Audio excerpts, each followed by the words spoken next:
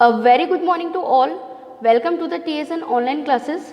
Today I am going to explain class 9 science chapter number 5. The name of this chapter is fundamental unit of life.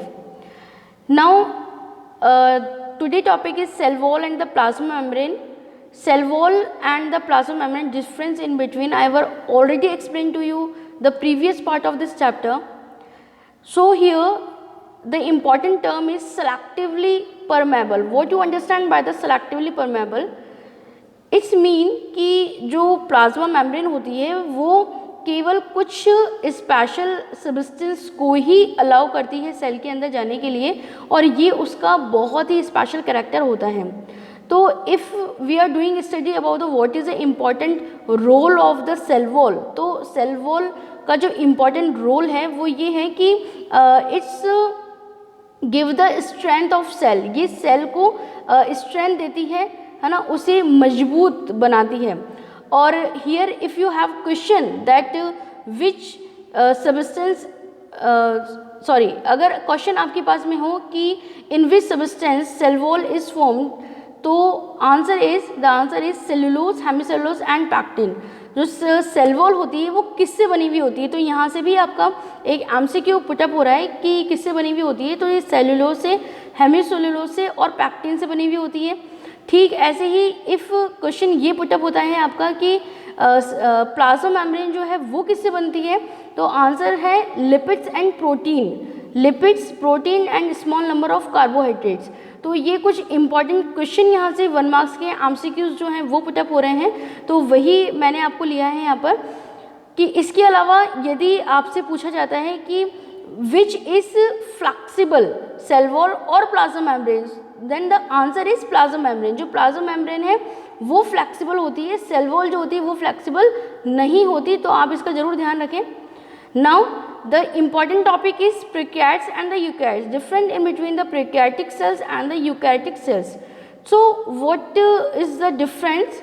The first is prokaryotes in small in size. First सबसे पहली बात यही है कि जो prokaryotes होते हैं ये साइज में स्मॉल होते हैं, छोटे होते हैं. सेकंड, इनमें जो न्यूक्लियस होता है वो एब्सेंट होता है. A single DNA molecule is present and suspended in a cytoplasm nucleolus is absent. केवल एक जो डीएनए मॉलिक्यूल होता है वो भी सिंगल डीएनए, केवल वही प्रोकैरियोट्स के अंदर पाया जाता है. इसके अलावा जो साइटोप्लाज्म होता है, न्यूक्लियोलस होता है, वो सब एब्सेंट होता है. Now the next is membrane bound cell organelle are absent. तो जो अब तक हमने सेल ऑर्गेनेल्स की स्टडी करी है, they all are not found in a prokaryotic cell. Prokaryotic cells के अंदर ये सभी नहीं पाए जाते. ये आपको बहुत अच्छे तरीके से ध्यान रखना है guys. Now the next is कि जो प्रोकैरियोट्स होते हैं इनमें टिपिकल वैक्यूल्स आर एब्सेंट. जो वैक्यूल्स की हमने स्टडी करी थी वो प्रोकैरियोटिक सेल्स के अंदर नहीं पाए जाते. And mitosis is absent. जो माइटोसिस का जो प्रोसेस होता है वो भी प्रोकैरियोट्स के अंदर एब्सेंट होता है. And the example is bacteria and the cyanobacteria. Okay, now the next is eukaryote cell. Eukaryotes जो होते हैं वो मोस्टली लार्ज इन साइज में ये लार्ज होते हैं. तकरीबन 5 to 100 माइक्रोमीटर तक का जो इनका साइज़ है वो पाया जाता है. And the next is कि organized nucleus is present with nuclear envelope.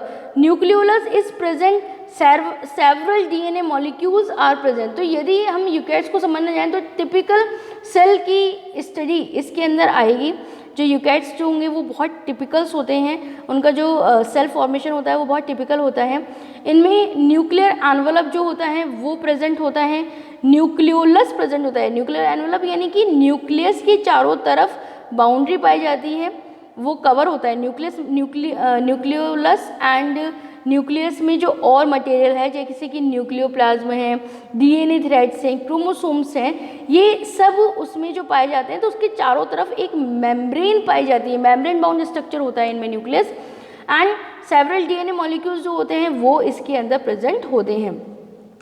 Now the next is कि membrane bound cell organelles are present. तो अभी हमने देखा कि जो प्रोकैरियोट्स जो होते हैं उनके अंदर सेल ऑर्गेनेली एब्सेंस होते हैं, लेकिन जो यूकैरियोट्स होते हैं इनके अंदर ये पाए जाते हैं। टिपिकल वैक्यूल्स जो होती हैं वो इनमें पाई जाती हैं, और माइटोसिस इज प्रेजेंट। तो माइटोसिस और मियोसिस जो डिवीज़न होता है, तो उनमें से जो माइटोसिस डिवीज़न होता है वो यूकैरियोट्स के अंदर पाया जाता है, और जो मियोसिस डिवीज़न होता है वो भी इनके अंदर पाया जाता है। अब इसके अलावा एग्जाम्पल क्या है, तो यूकैरियोट्स के मैंने बताया कि टिपिकल सेल, तो टिपिकल सेल कौन हुआ, प्लांट सेल है, एनिमल सेल है, फंगी है, ये सब यूकैरियोट्स के अंदर पाए जाते हैं। Now it is the most important question of this chapter कि write the difference between the plant cell and the animal cell. Plant cell और एनिमल सेल के अंदर क्या विभिन्नता पाई जाती है, क्या इनके अंदर अंतर है, ये बहुत ही इंपॉर्टेंट क्वेश्चन है। The first is cell wall is present. जो प्लांट सेल जो होती हैं और एनिमल सेल जो होती हैं उसके बारे में हम लोग स्टडी कर रहे हैं। तो वैक्यूल्स जो प्लांट सेल होते हैं उनमें वैक्यूल्स बहुत बड़े पाए जाते हैं, तो सेल वॉल जो होती है ये इसमें प्रेजेंट है, लेकिन जो एनिमल सेल होती है उसके अंदर ये एब्सेंट है। Plastids are present. जो प्लास्टिड्स होते हैं वो प्लांट सेल के अंदर पाए जाते हैं, लेकिन एनिमल सेल में ये एब्सेंट है। Now the next is centrioles and the centrosomes are absent, but centrioles and the centrosome are present in animal cell. Vacuoles large and less. जो वैक्यूल्स होती हैं वो प्लांट सेल में बहुत बड़ी होती हैं, लेकिन मात्रा के अंदर कम पाई जाती हैं, संख्या के अंदर कम पाई जाती हैं। लेकिन जो एनिमल सेल होती हैं उनके अंदर वैक्यूल्स बहुत सारी होती हैं और छोटी छोटी होती हैं। Nucleus lie on one side. जो प्लांट सेल है उसके अंदर जो न्यूक्लियस है वो साइड में एक जगह पाया जाएगा, लेकिन जो एनिमल सेल है उसमें न्यूक्लियस हमेशा सेंटर पोजीशन के अंदर पाया जाता है। Cell is erect. जो सेल है वो खुरदरी होगी, वो शेप मतलब नहीं बदल सकेगी, लेकिन जो एनिमल सेल होती हैं वो फ्लेक्सिबल होती हैं। Now the next is Golgi contains dictyosomes. जो प्लांट सेल होते हैं इनमें जो गोल्गी एपरेटस पाए जाते हैं उनमें डिक्टोसोम्स का जो प्रोसेस है वो पाया जाता है, लेकिन जो एनिमल सेल है in the form of vesicles, मतलब जो प्लांट सेल है उसके अंदर जो गोल्गी हैं वो डैक्टोसोम्स के रूप में पाए जाते हैं, लेकिन एनिमल सेल के अंदर जो गोल्गी एपरेटस होते हैं ये वेसिकल्स के रूप में पाए जाते हैं।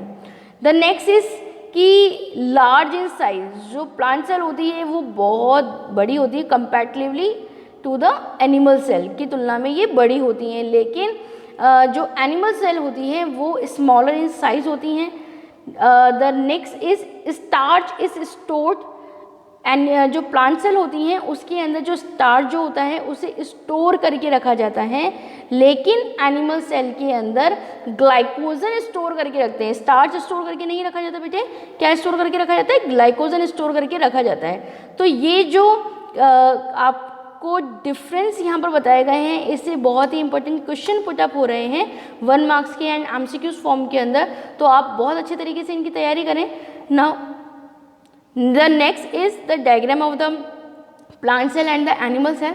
तो यहाँ देखिए प्लांट सेल और एनिमल सेल के डायग्राम में हमें क्या डिफरेंस देखने को मिलता है बेटे, कि यहाँ पर सेल वॉल दिखाई गई है, दूसरे के अंदर जो सेल वॉल है वो एब्सेंट है, और इसके अलावा एक में सेंटर के अंदर जो मतलब जो वैक्यूल है वो देखिए कितना बड़ा है यहाँ पर, और यहाँ पर देख रहे हैं आप इस जगह पर ये जो वैक्यूल्स है वो यहाँ पर दिखाया गया है। तो इतनी बड़ी जो वैक्यूल है ये किसके अंदर पाई जाती है, ऑफ कोर्स ये प्लांट सेल के अंदर पाया जाएगा।